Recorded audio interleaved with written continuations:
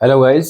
तो आज से हम स्टार्ट करेंगे क्लास 10th के जितने भी एनसीईआरटी के चैप्टर्स है उनके इंपॉर्टेंट क्वेश्चंस जो आपके बोर्ड में आ सकते हैं। ठीक है, तो फर्स्ट क्वेश्चन है चैप्टर फर्स्ट से रियल नंबर से। ठीक है, तो पहले रियल नंबर चैप्टर्स के जो इंपॉर्टेंट क्वेश्चन है वो करेंगे, उसके बाद फर्दर दूसरे चैप्टर्स के करेंगे। ठीक है, तो इसमें फर्स्ट क्वेश्चन है given that HCF of 306 and 657 equals to 9। मतलब कि आपको एचसीएफ दे रखा है कितना, 9 दे रखा है। एचसीएफ किसका एचसीएफ दे रखा है, इन दोनों नंबर्स का। ठीक है, इन दोनों नंबर्स को बोलते हैं ए और बी। फाइंड एलसीएम, मतलब आपको एलसीएम फाइंड करना है किसका, 306 और 657 का। ठीक है, आपको एचसीएफ दे रखा है, आपको दोनों नंबर्स दे रखे हैं और आपको एलसीएम फाइंड आउट करना है। इसके लिए फॉर्मूला होता है LCM multiply HCF equals to product of A and B. ठीक है, एलसीएम आपको पता है कि निकालना है आपको, एचसीएफ आपको दे रखा है जो कि है 9 और product of two numbers, product मतलब मल्टीप्लाई, किसका मल्टीप्लाई, दोनों नंबर्स का। कौन सा नंबर्स, जिनका आपको एलसीएम और एचसीएफ फाइंड करना होता है। कौन है दोनों नंबर, ए और बी, 306 और 657। ठीक है, ये फॉर्मूला लगाया अपन ने, एलसीएम के नीचे एलसीएम जो कि आपको फाइंड आउट करना है। एचसीएफ क्या है अपने पास में 9 जो दे रखा है आपको, गिवन है। प्रोडक्ट ऑफ टू नंबर्स, दोनों नंबर का प्रोडक्ट करना है आपको, ये लिखा आपने। एलसीएम फाइंड आउट करना है तो 9 को मल्टीप्लाई में जो है उसको भेजेंगे इधर, तो आ जाएगा डिवाइड में, कैंसिल आउट हुआ, 73 आया। 306 को 73 से मल्टीप्लाई किया अपन ने तो अपने पास में आया 22338। Clear, check whether 6 to the power n can end with the digit 0 for any natural number n। मतलब कि 6 की पावर n एक आपके पास में नंबर है, उसको एंड करवाना है किससे, डिजिट 0 से। मतलब कि लाइक n क्या है, एक for any natural number n मतलब नेचुरल नंबर। ठीक है, इस नेचुरल नंबर के अंदर अगर अपन आप 1 लिखोगे, 2 लिखोगे, 3 लिखोगे, कुछ ना कुछ लिखोगे, जैसे कि 1 लिखा आपने तो 6 आएगा, 2 लिखा तो 6 का स्क्वायर क्या होता है, 36 होता है। तो ये बोल रहा है 6n जो है वो किससे एंड होना चाहिए, 0 से एंड होना चाहिए। यहाँ पे क्या आना चाहिए, यहाँ पे 6 की जगह पे क्या आना चाहिए, 0 आना चाहिए 6 की जगह पे यहाँ पे। ठीक है, ये आपको चेक करना है कि अगर n की जगह पे कुछ लिखोगे आप तो पीछे यहाँ पे 0 आएगा या नहीं आएगा। ठीक है, सिंपल सा कॉन्सेप्ट है। लेकिन उसको अगर चेक करना है आपको तो इजीली कैसे चेक कर सकते हो आप, आपको पता है कि कोई भी नंबर लाइक 50, 30, 40, कोई भी नंबर अगर 0 से एंड होता है, कोई भी नंबर 0 से एंड होता है तो उसके प्राइम फैक्टराइजेशन में हमेशा 5 आता है। क्या आता है, 5, मतलब कि वो 5 से डिविजिबल होता है। लाइक 50 5 से डिविजिबल होता है, 30 भी होता है और 40 भी होता है। ठीक है, तो हम उसको चेक करेंगे क्या, प्राइम फैक्टराइजेशन निकाला, 6 का प्राइम फैक्टराइजेशन 2 3, क्या आया, 2 और 3 आया।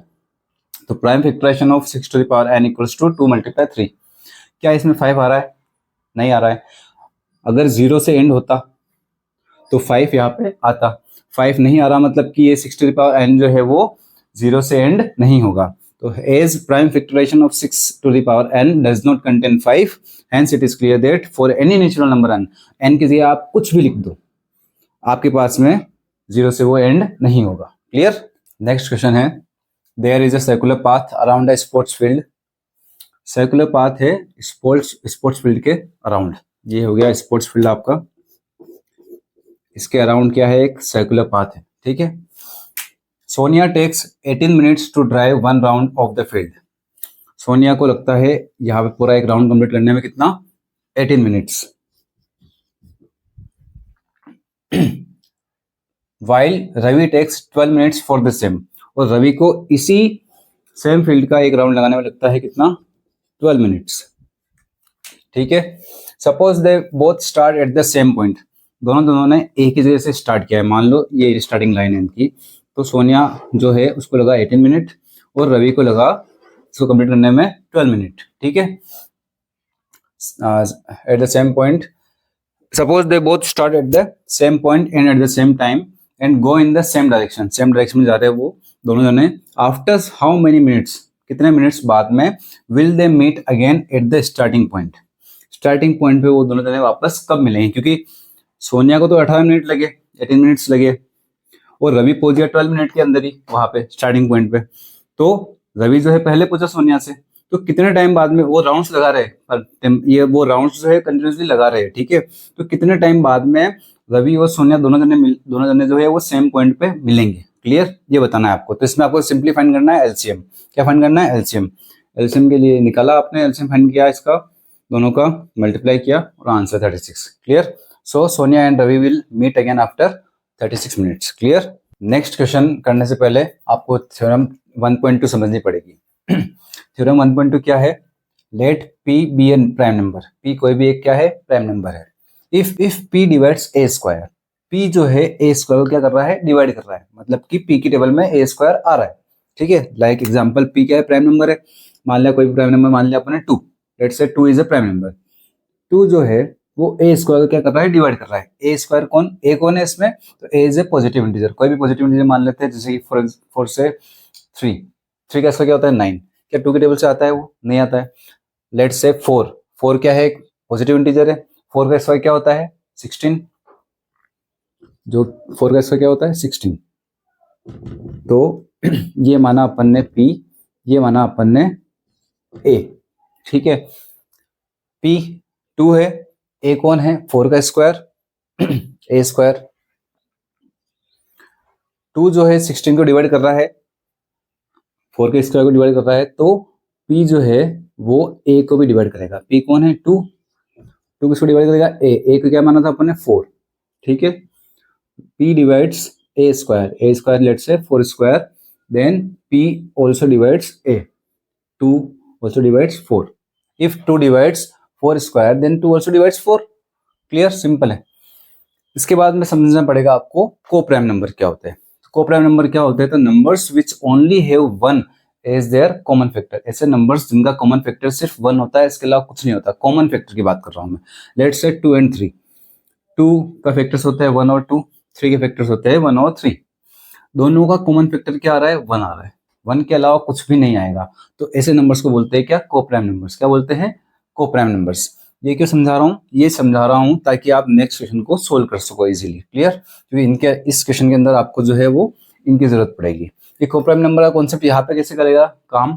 तो बिकॉज क्या होता है, अगर आपने रेशनल नंबर पढ़ा होगा तो रेशनल नंबर के अंदर आपने डेफिनेशन के अंदर पढ़ा होगा आपने, रेशनल नंबर्स क्या होते हैं? Which can be written in the form of P upon Q, where Q is not equal to 0।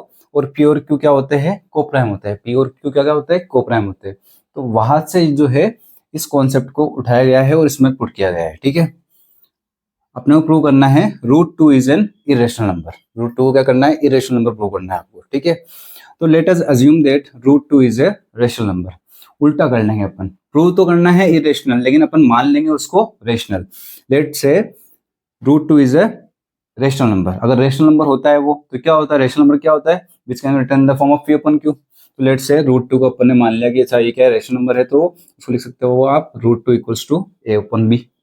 ठीक है, where B is not equals to 0, denominator 0 नहीं होना चाहिए। और A और B क्या होते हैं? को प्राइम होते हैं। क्या होते हैं? को प्राइम होते हैं। ठीक है, को प्राइम नंबर क्या होता है? जिनका कॉमन फैक्टर सिर्फ 1 होता है, उसके अलावा कुछ नहीं होता। क्लियर? तो अपन ने लिख दिया √2 equals to A upon B। B को इधर भेजेंगे अपन, डिवाइड में क्या हो जाएगा? मल्टीप्लाई में हो जाएगा। स्क्वायरिंग बोथ साइड्स करेंगे। स्क्वायरिंग बोथ साइड्स किया अपन ने, तो ये स्क्वायर जो है दोनों के साथ लगता है। इस स्क्वायर से ये रूट हो जाएगा कैंसिल आउट, तो सिर्फ बच जाएगा 2। इस स्क्वायर से ये B हो जाएगा B स्क्वायर, ये A square as it is हो जाएगा। क्लियर? ये लिखा हुआ है, ये स्टेटमेंट को समझना। ये स्टेटमेंट कैसा है? जैसे कि 2 को मल्टीप्लाई करेंगे B स्क्वायर से तो A स्क्वायर आएगा। 2 को मल्टीप्लाई करेंगे B स्क्वायर से तो क्या आएगा? A square. मतलब कि 2 की टेबल में A स्क्वायर क्या है? आता है। जैसे कि अगर डिवाइड करोगे तो B स्क्वायर आता है। तो मतलब कि 2 multiply B square equals to A square. इसका मतलब क्या होता है कि 2 डिवाइड कर रहा है किसको? A स्क्वायर को। तो if 2 divides A square then 2 divides A by theorem number 1.2। ठीक है, ये समझ में नहीं आ रहा होगा आपको कि 2 कैसे डिवाइड कर रहा है। यहाँ पे तो मल्टीप्लाई में है। 4 से मैंने लिखा है, इसका एग्जांपल लिख दे बताता हूँ। 4 से मान लो कि 16 लिखा हुआ है। क्या लिखा हुआ है? 16 लिखा हुआ है यहाँ पे। ठीक है, तो यहाँ पे मैंने लिखा 16 2 इंटू 8 ऐसा कुछ लिखा हुआ है मैंने। तो मतलब कि 2 मल्टीप्लाई 8 करने पे 16 आ रहा है। इसको मल्टीप्लाई करूंगा इससे तो मान लो ये आ रहा है। तो 2 मल्टीप्लाई 8 करने पे 16 आ रहा है। मतलब इसका मतलब क्या है कि 2 जो है वो 16 को क्या करेगा? डिवाइड भी करेगा। क्लियर? आगे बात समझ में? तो 2 divides A square then 2 divides A, मतलब कि 2 क्या कर रहा है? A को क्या कर रहा है? डिवाइड कर रहा है। ठीक है, थ्योरम नंबर 1.2 से क्या समझ में आया आपने को? क्या चीज मिली कि 2 डिवाइड कर रहा है किसको? ए को। ठीक है, मतलब कि 2 जो है वो ए का कोई फैक्टर है, फैक्टर मतलब डिवाइड करने वाला। ठीक है, इसको मान लेते हैं अपन थ्योरम फर्स्ट इक्वेशन। ठीक है, अब 2 डिवाइड कर रहा है ए को, 2 को मल्टीप्लाई करेंगे बी स्क्वायर से तो ए स्क्वायर आता है। तो अब ये बोल रहा है कि 2 डिवाइड कर रहा है किसको? ए को। तो 2 डिवाइड कर रहा है ए को, कैसे करेगा? फॉर एग्जाम्पल मान लिया मैंने कि मान लो 2 को मल्टीप्लाई करेंगे सी से तो ए आएगा।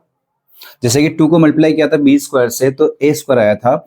एज इट इज मैंने बोला कि 2 को मान लो मल्टीप्लाई करेंगे सी से तो ए आ जाएगा, क्योंकि यहाँ पे अपन ने प्रूव कर देना कि 2 डिवाइड कर रहा है ए को। तो से 2 को मल्टीप्लाई करेंगे सी से तो मान लो क्या आ रहा है? ए आएगा। ये अपने को मानना पड़ेगा। क्लियर? अब इस ए की वैल्यू को अपन उठाएंगे और पुट करेंगे इस इक्वेशन के अंदर। Putting value of A in equation number first. ये इक्वेशन के अंदर पुट करेंगे किसकी वैल्यू को? ए की वैल्यू को। क्लियर?